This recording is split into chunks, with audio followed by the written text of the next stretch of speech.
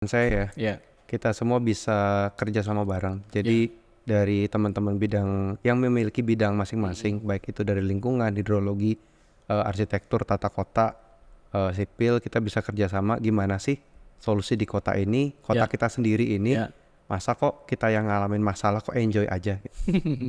Memang sih kalau warga sebagian besar kan tidak paham. Mm-mm, Kita juga butuh masukan warga. mm-mm, Bagaimana sih data tahunan yang muncul sehingga eh, teman-teman ahli di bidangnya, pemerintah nih bisa saling kolaborasi. Itu yang ya, saya harapkan sih. Saya ya. harapkan pemerintah bisa ngajak teman-teman semua kolaboratif sehingga masalah-masalah kita tuh beres gitu. Ya, Jangan sampai terulang lagi, itu ya, harapan-harapan. Terus juga buat warga-warga semua juga biar kita berani, tidak hanya terima atau misalnya hanya diam saja ketika ada masalah, ya, hanya speak up ketika kita wah ada masalah begitu. ya, Kita nggak bisa bebankan pemerintah hanya dengan ya, masalah-masalah gitu. ya.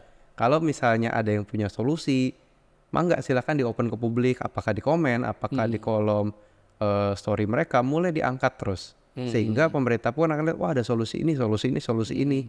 Sehingga pekerjaan pemerintah itu nggak sendirian.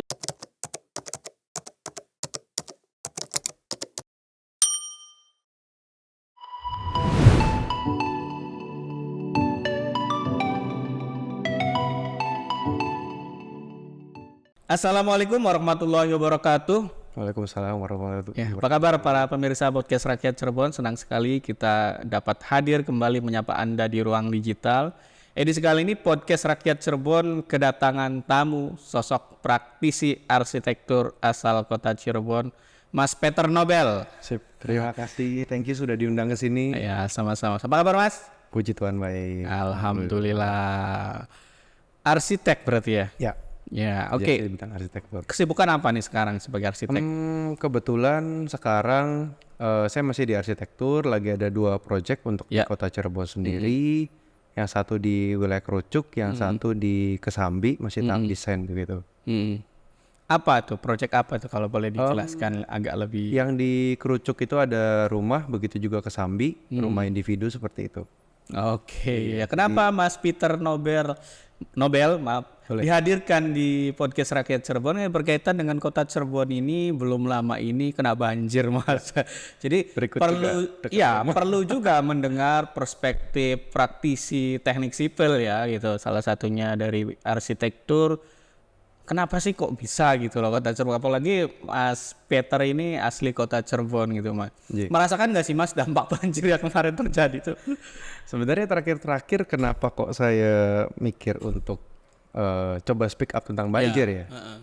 Dulu dari saya kecil itu, memang saya lahir di kota Cirebon. Ya. Dari saya kecil sampai besar, rumah saya di Perumnas, Ya. yang kita tahu di depannya di depan Rumah Sakit Putra Bahagia itu. Oh iya. Ya. Sekarang kita tahu tinggi-tinggi ya. Ya. Padahal zaman dulu itu kan tidak pernah setinggi sekarang gitu. Banjirnya maksudnya. Ya, kemudian banjirnya. Ya. Kemudian lama kelamaan kok nggak cuma di situ ternyata masalah. Ya. Teman-teman cerita juga, Pet, kenapa kau di Kesambi gua banjir, kenapa kau di Derajat banjir, kok jadi malah sekerendam KB gitu loh. Kan lucunya kejadian ini kan hampir tahunan nih. Iya. Padahal dulu waktu zaman-zaman 10-15 tahun lalu kayaknya hampir nggak ada gitu kan. Ya. Atau enggak misalnya genangan-genangan juga paling semata kaki gitu. Terus udah gitu ya. Betul. Nggak sampai berdampak, sampai mengganggu aktivitas masyarakat yang sampai terhenti karena banjir. Bahkan nggak bisa melintas di jalan-jalan tertentu. Kalaupun melintas besoknya servis motor, servis Servis mobil. motor. Bengkel jadi laku, Mas.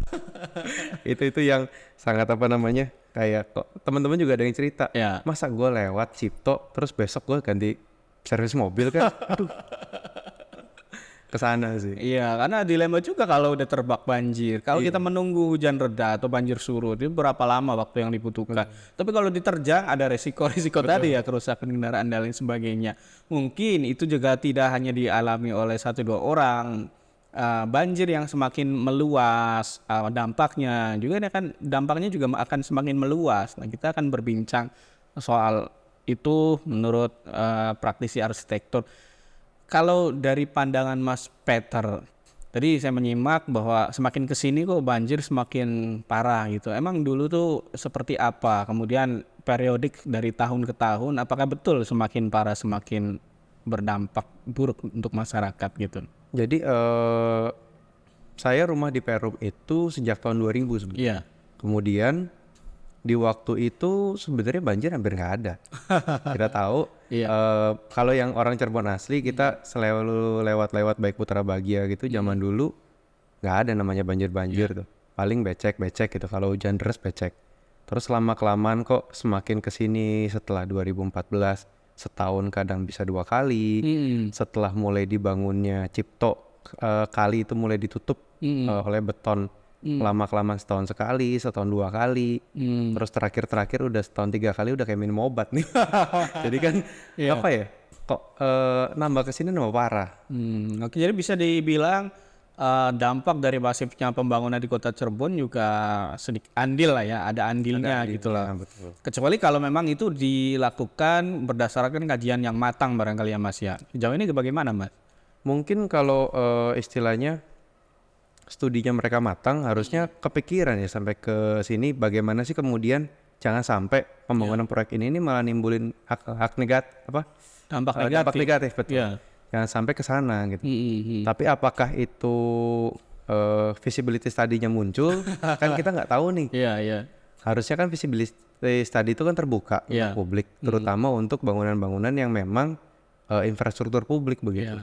Cuma hingga saat ini kan tidak semua data kan tidak dibuka begitu. Oke, siap. Ini kalau pemirsa ingin tahu seberapa besar dampak banjir di kota Cirebon, ini banjir yang terakhir pada tanggal 30 Maret 2023. Jadi hampir semua kecamatan di kota Cirebon itu ada 5 kecamatan dan kelima-limanya itu tidak lolos atau tidak lepas dari terjangan banjir. Ini berdasarkan saya baca ya data dari BPBD Kota Cirebon gitu kan per tanggal 30 Maret ini hampir semuanya bahkan yang di Kelurahan Lemah Wungkuk itu di 5 RW kena semua gitu.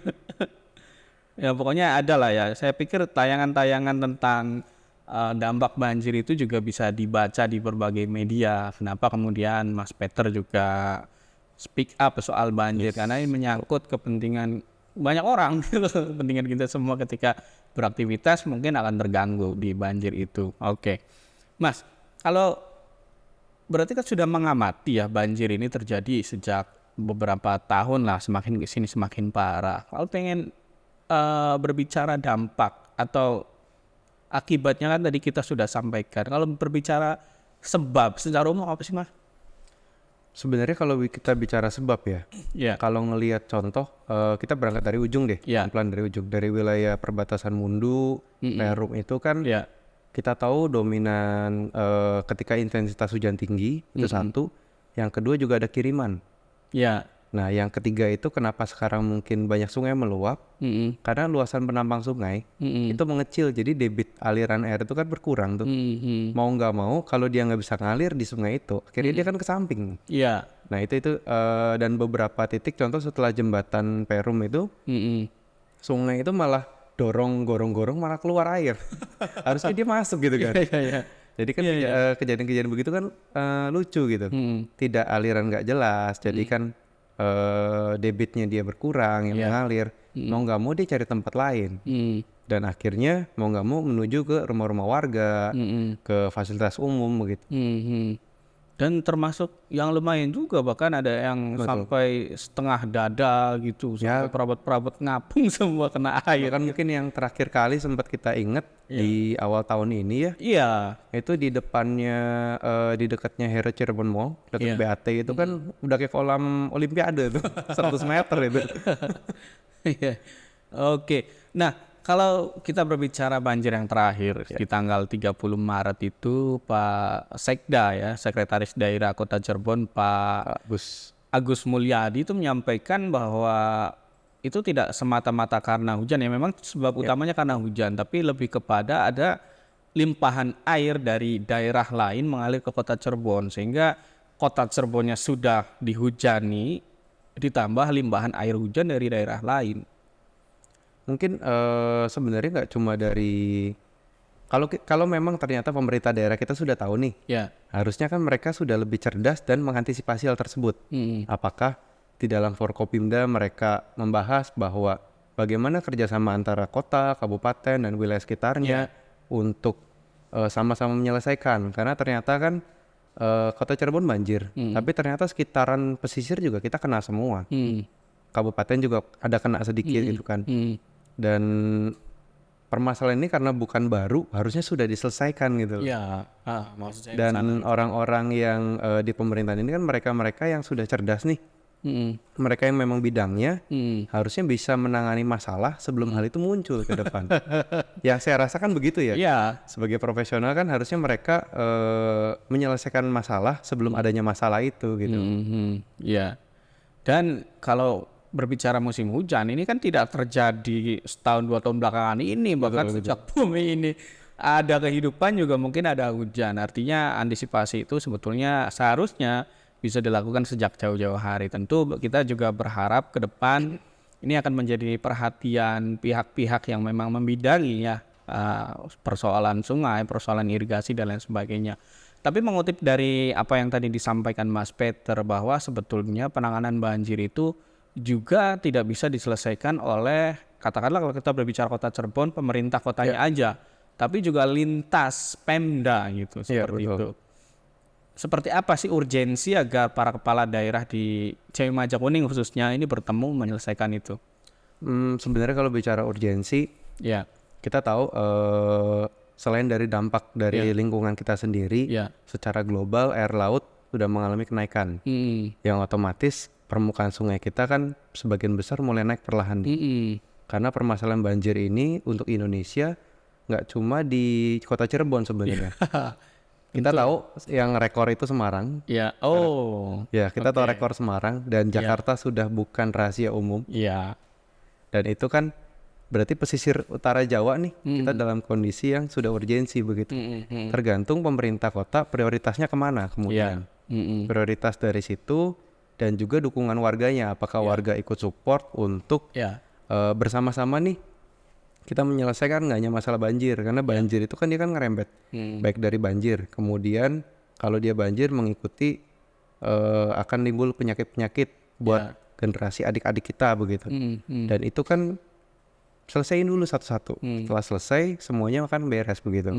Oke, siap. Jadi ada berbagai pihak yang terlibat dan sebetulnya juga dampak dari banjir itu tidak hanya air yang menggenang gitu, tapi dampak turunannya juga bisa ke penyakit, kerusakan infrastruktur itu bisa jadi kerusakan jalan, sekota ya. Iya, aspal itu katanya air hujan itu kalau kena aspal itu aspal akan cepat rusak ketika kena air hujan karena kandungan asamnya tinggi ya. Seperti apa mungkin Mas Peter lebih paham. Nah, tadi menarik bahwa kota-kota yang boleh kita sebut maju lah ya dibanding kota-kota sekitarnya. Jakarta udah kita tahu bersama ibu kota negara, Semarang juga ibu kota di skup Jawa Tengah, dan Cirebon juga bisa dibilang leader ya untuk di Cimahi Majakuning secara pembangunan dan ekonomi. Apakah justru semakin maju sebuah daerah, dampak antisipasi terhadap bencananya itu semakin lemah atau bencananya justru semakin dahsyat gitu? Kayak misal kita bicara banjir, ada korelasinya nggak sih Mas? Harusnya enggak ya, karena dalam setiap studi eksak juga harusnya mereka-mereka yang nggak cuma mereka, kita yang di bidangnya ini sudah bisa mengantisipasi masalah. Bahkan kalau di tingkat kota untuk gedung-gedung gede sudah ada FS masing-masing. Terus untuk kota juga mereka yang memberikan izin, apakah izin itu mengizinkan atau tidak. FS itu kan harusnya dikaji ulang oleh pemerintah daerah masing-masing begitu.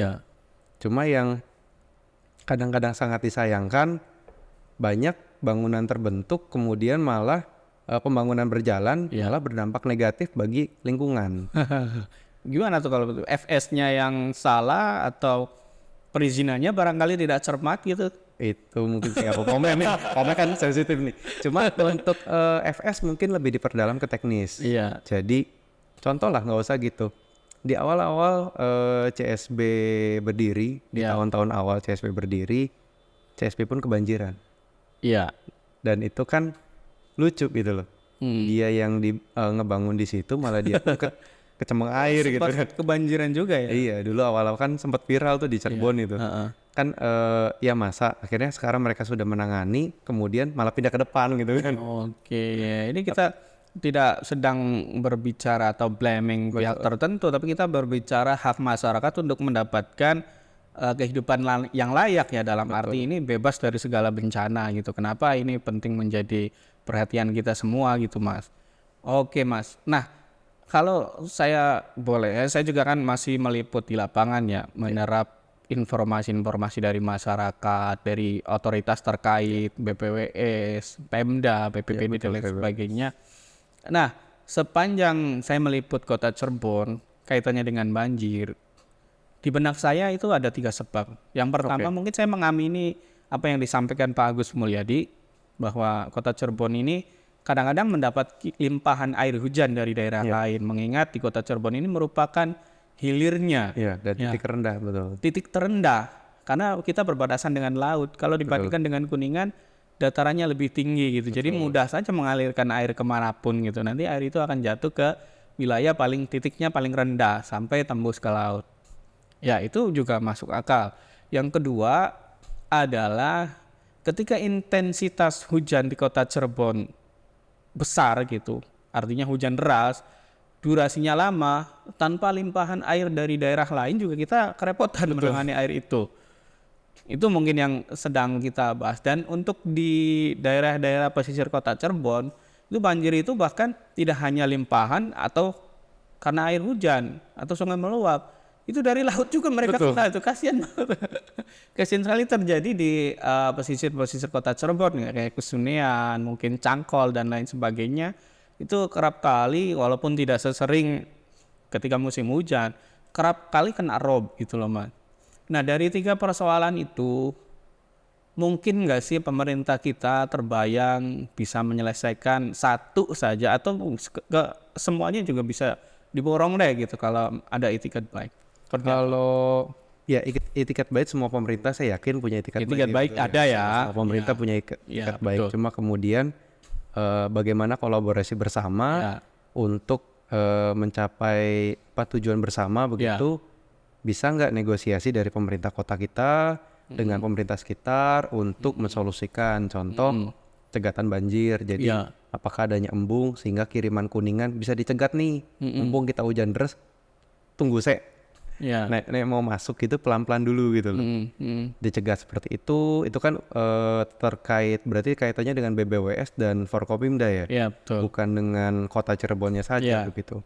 Lebih luas lagi. Nah, kita stop dulu, nanti kita akan runut ke dampak penyebab banjir yang 2 tadi. Ini menarik bahwa sebetulnya pembangunan embung itu juga salah satu fungsinya selain menampung air, juga menahan supaya banjir itu tidak instan gitu. Air itu tidak langsung melimpah ke daerah lain. Kondisi di kita gimana, Mas? Apakah embung-embung itu mencukupi gitu? Ya tentu tidak kena banjir. Karena banjir sih, karena banjir jadi enggak. Cuma mungkin pemetaan embung kita ya. Kadang-kadang kita tuh di Cirebon permasalahannya selalu tanah milik siapa, milik siapa. Dan itu kan menimbulkan ego masing-masing. Mungkin kita harus bisa, pemerintah daerah bisa menengahi bagaimana sih permasalahan ini kita selesaikan satu persatu. Sehingga perlahan namun pasti ke depan kita nih hilang masalah begini nih. Masa saya dari kecil tambah ke sini dari kadang-kadang dulu beberapa tahun lalu, 5-10 tahun lalu tuh mulai sekitar 2 kali setahun ya udahlah gitu kan. Tambah ke sini kok mulai 3 kali setahun ya, masa besok mau sampai 5 kali 6 kali setahun kan. Ngapa gitu? Kenapa kita ngabisin waktu dan energi hanya untuk ngosek rumah, bersih jalan, gonta-ganti jalan, kan lucu gitu. Istilahnya wasting time di situ. Yang harusnya nggak muncul terus-menerus gitu. Malah tadi yang sempat dibicarain terkait pesisir.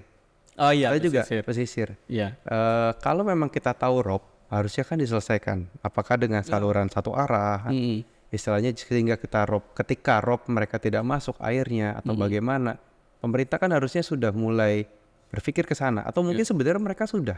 Cuma ya kita lihat bahasa sekarang kan refocusing anggaran. Oh iya. Ya, jadi Karena istilahnya ya segala-galanya refocusing gitu. Nah, tinggal kita tunggu bagaimana pemerintah kota sekarang fokusnya mau kemana dulu. Ya. Siap. Ini juga kita berharap bisa didengar sama BBWS ya. Dalam hal ini BBWS Cimanuk Cisanggarung. Ya, betul. Yang kantornya ada di Jalan Pemuda. Salam. Ya kita minta solusi Pak. Gitu. Kita tidak sedang mengolok-olok atau apa. Kita minta solusi lah. Karena ini ada problem yang dihadapi oleh masyarakat banyak. Itu soal embung itu mungkin ranahnya ke BBWS. Betul. Juga Pak Ridwan Kamil juga karena beliau orang teknik ya. Ya. Seharusnya juga ya kita mohon lah perhatiannya untuk memprioritaskan lah persoalan banjir ini agar di tahun-tahun berikutnya tidak terjadi atau terjadi juga tidak semakin parah, minimal itu. Nah, kalau berbicara tadi yang dampak atau sebab yang kedua, ini kadang-kadang kita hujan lama, deras gitu loh. Padahal di daerah lain mungkin nggak ngirim air, kita kebanjiran juga Mas. Iya betul. Kayak misalnya contoh nih, Iya. di awal tahun fokus banjir, itu lucu fokus banjir kita di wilayah Cipto, di wilayah Sukalila, begitu kan, semakin ke barat, Iya. semakin ke utara kalau Cirebon ke utara. Tapi kok kemarin yang Maret itu malah semakin ke timur gitu. Iya. Jadi kadang-kadang ada istilah hujan lokal ya, kita bilang hujan lokal, Iya. tapi deras. Nah itu juga istilahnya apa ya? Kita semakin kesini kita nggak bisa prediksi cuaca. Kadang-kadang cuaca makin gak jelas kan karena adanya perubahan iklim itu. Jadi kalau kita yang memang sudah belajar harusnya sudah bisa mengantisipasi ke sana. Antisipasi itu yang penting dari teman-teman teknis sehingga permasalahan kalaupun cuaca itu sampai ekstrim tidak akan muncul lagi begitu. Apa solusi praktis yang barangkali orang awam juga berpikir itu, oh ini kayaknya harus begini nih gitu loh. Ya paling simpel satu sih, yang selalu ya pemerintah juga sama ngomongnya, buang sampah tuh jangan sembarangan, itu pasti betul. Saya tuh warga juga buang sampah nggak sembarangan, pemerintah juga jangan lupa sampahnya diangkut, gitu. Iya. Sampai warganya sudah nurut nih, pemerintahnya lupa ngangkut gitu. Balik lagi, balik lagi. Terus dari warga juga selain jaga kebersihan, juga kita kalau membangun sesuatu jangan sampai nutup selokan. Ya. Itu salah satu solusi juga. Kenapa? Ketika selokan itu tertutup terlalu panjang, maka akan sulit untuk membersihkan. Ya. Karena kadang kan ada pasir masuk, daun dan segala macam. Dan itu selokan terbuka itu di Indonesia terutama masih efektif karena kalau kotor gampang bersihinnya. Ya.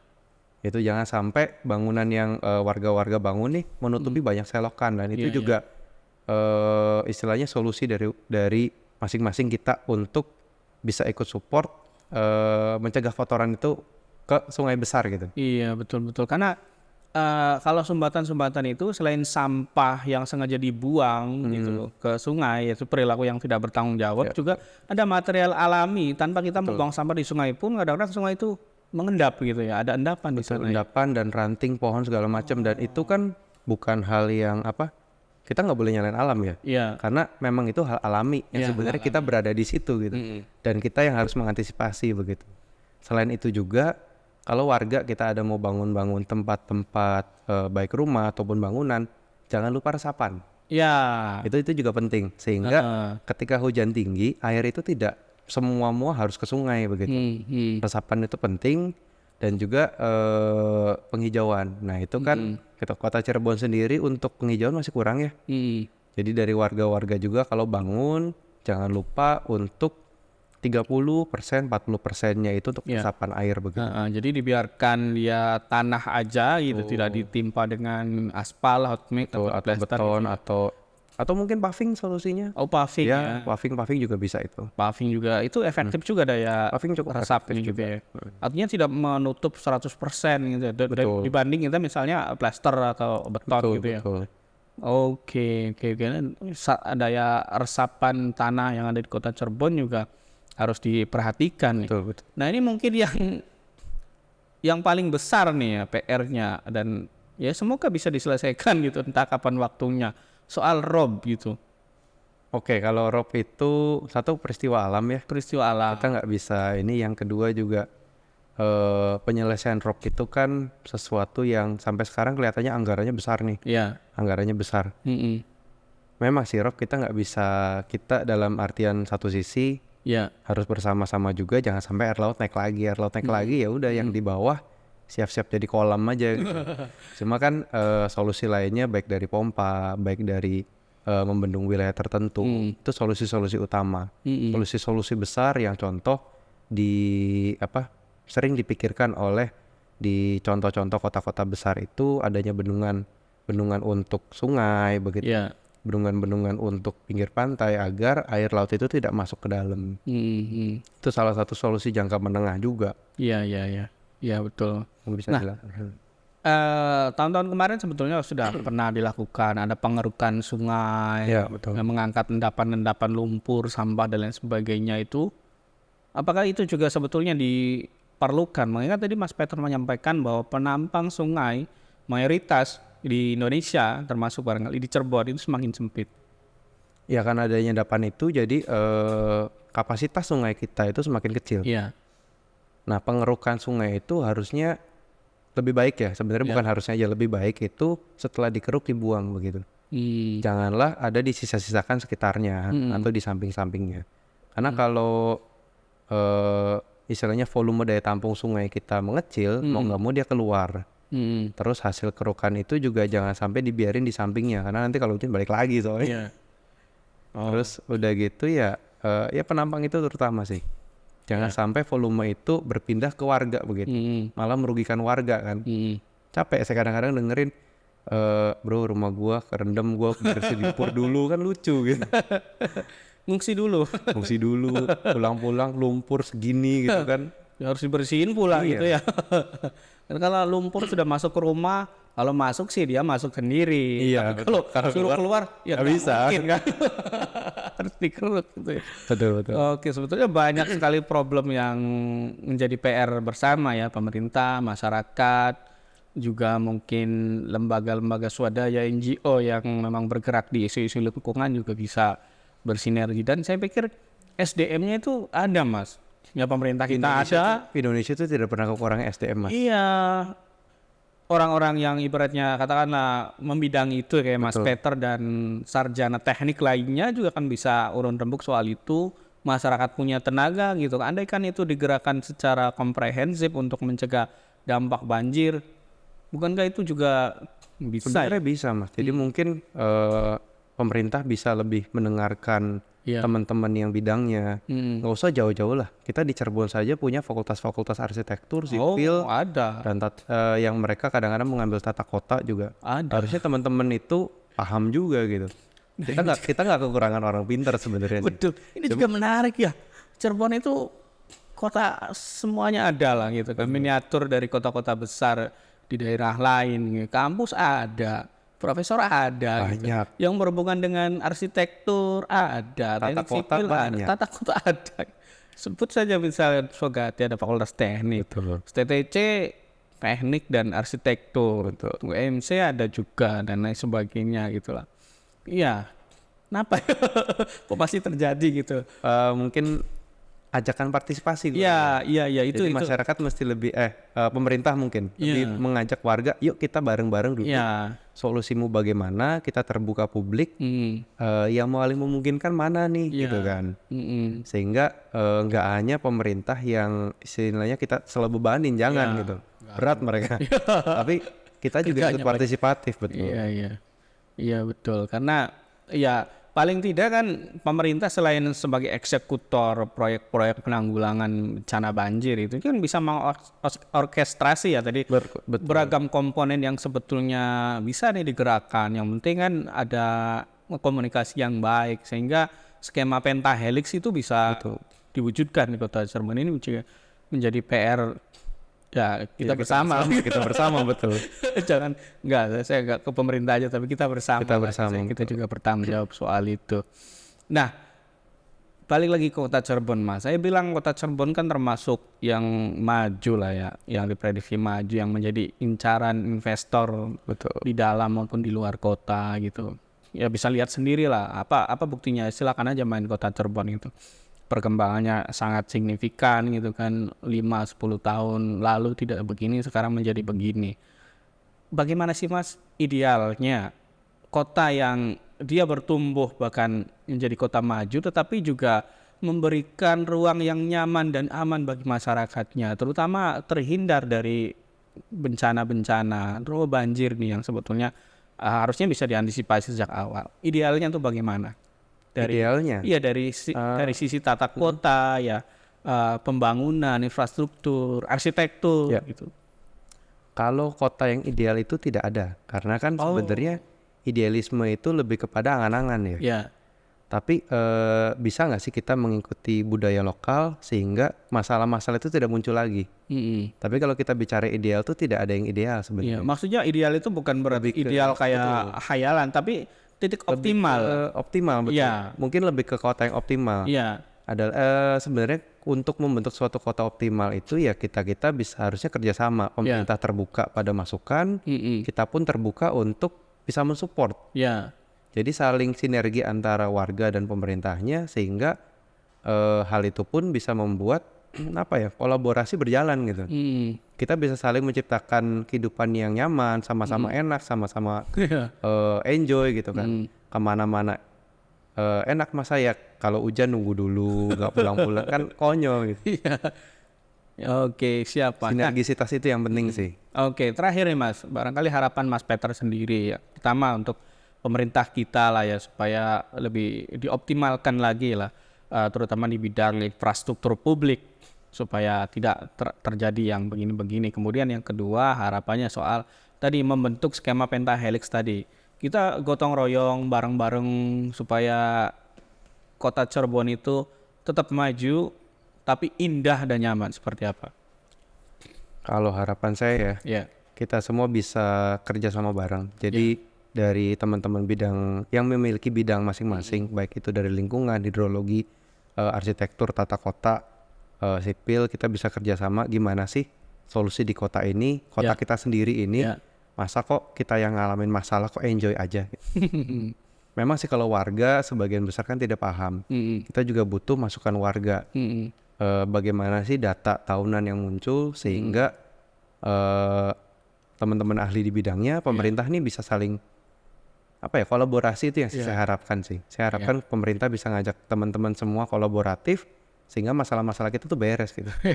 Jangan sampai terulang lagi, itu harapan-harapan. Terus juga buat warga-warga semua juga biar kita berani, tidak hanya terima atau misalnya hanya diam saja ketika ada masalah, hanya speak up ketika kita wah ada masalah begitu. Kita nggak bisa bebanin pemerintah hanya dengan masalah-masalah gitu.